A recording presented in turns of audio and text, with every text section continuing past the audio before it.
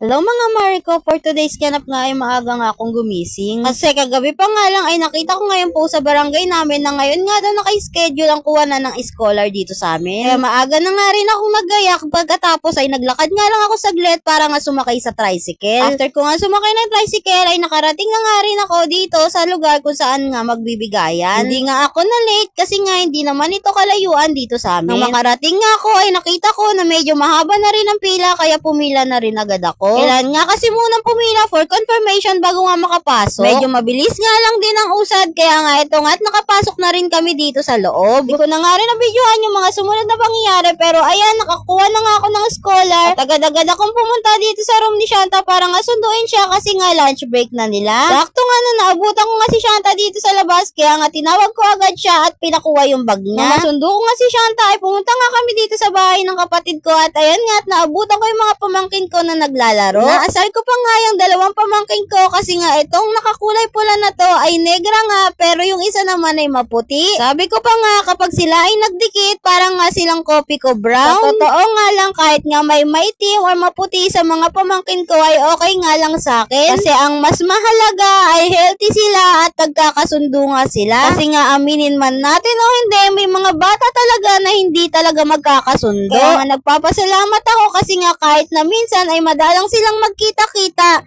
ay kilala pa rin nila ang isa't isa at nagkakasundo sila. Kasi bilang isang tita ay masaya nga ako kasi hindi nga ako binayaan na maayos o buong pamilya, binayaan naman ako ng mga pamangkin na bibo. After nga namin pumunta doon sa mga pamangkin ko ay nagiya nga ang aking Diyosawa na kumain nga kami dito sa labas. Kasi nga kakauwi niya nga lang galing trabaho kaya wala na rin siyang oras para magluto pa ng aming kakainin. Habang kumakain nga kami ay may nakita nga kami na nagpo-prosesyon dito nga sa kalye. Di ko nga namukhaan na isa nga pala dyan sa mga naghihila ay bayaw ko. Kaya nga ayan si Shanta ay for the video kasi nga nakita niya yung bayaw ko. Natutuwa nga ako dito sa batang to kasi nga kahit papano ay marunong na nga rin siya mag-video-video. Pag nakakakita nga kasi siya ng mga ganyang prosesyon ay natutuwa siya kasi nga nakikita niya nga daw si Papa Jesus. Uwi nga namin dito sa bahay may nakita nga kaming balot vendor kaya nga napabili kami ng balot. Nung nakaraan pa kasi ako nagkikrave sa balot kaso nga lang ang dalang-dalang ni Kuya dumaan dito sa tapat namin. Kaya nga nung may narinig ako na nagtitinda ng balot ay pinatawag ko nga sa kapatid ko para nga makabili ako. 3 balot nga pala yung binili ko dyan at saka 3 penoy. Pero 2 balot at 2 penoy na basa lang yung kinain ko kasi nga yung isang penoy na basa ay kay Shanta at yung isang balot naman ay kay Dada. Habang nagbabalot mukbang nga ako ay napansin ko na may bata nga palang na nanguhulit dito sa likuran ko. Mahilig din kasi si Shanta sa mga